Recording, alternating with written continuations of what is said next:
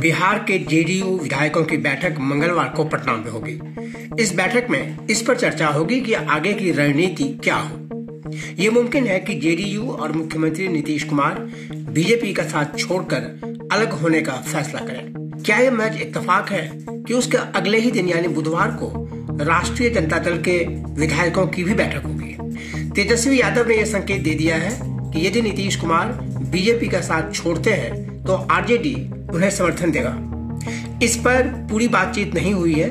JDU के विधायक सरकार में शामिल होंगे या बाहर से समर्थन करेंगे, इन मुद्दों पर निर्णय नहीं हुआ है। पर यह तो साफ है कि आरजेडी नीतीश कुमार को बीजेपी से अलग करने के लिए उनकी सरकार बचाने को सामने आएगी और उन्हें समर्थन देगी। यानी नीतीश कुमार एक बार फिर पाला बदलेंगे।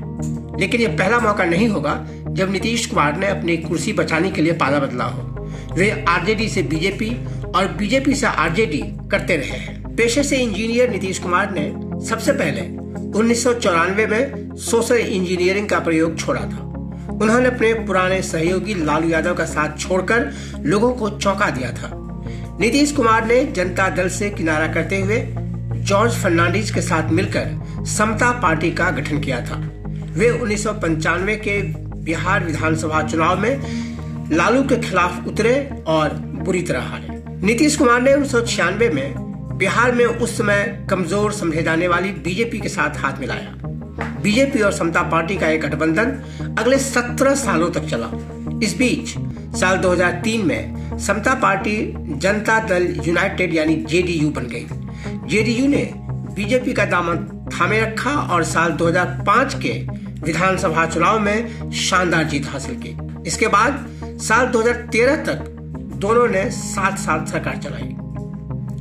बीजेपी ने जब 2013 में नरेंद्र मोदी को प्रधानमंत्री पद का उम्मीदवार घोषित कर दिया तो नीतीश कुमार को रास नहीं आया, क्योंकि दोनों के बीच वैचारिक मतभेद थे। उन्होंने बीजेपी से 17 साल पुराना गठबंधन तोड़ दिया।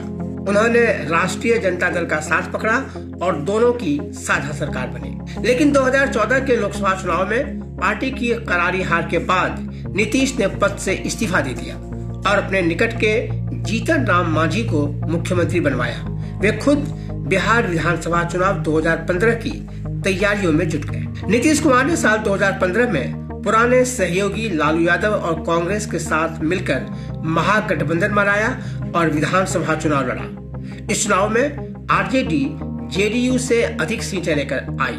इसके बावजूद नीतीश कुमार मुख्यमंत्री बने और लालू यादव के बेटे तेजस्वी यादव उप मुख्यमंत्री बने और बड़े बेटे तेज प्रताप यादव स्वास्थ्य मंत्री बने। जेडीयू और आरजेडी की साझा सरकार 20 महीने तक चली।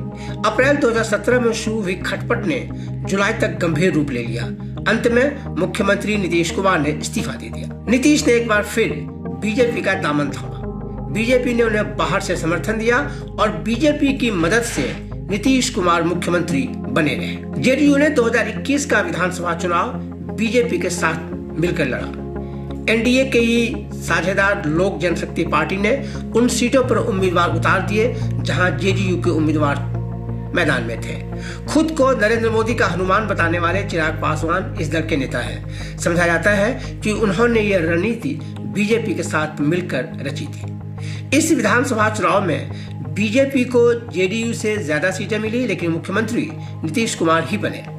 अब एक बार फिर खटपट चल रही है। नीतीश कुमार एक बार फिर पाला बदल सकते हैं और आरजेडी उन्हें एक बार फिर समर्थन दे सकती है।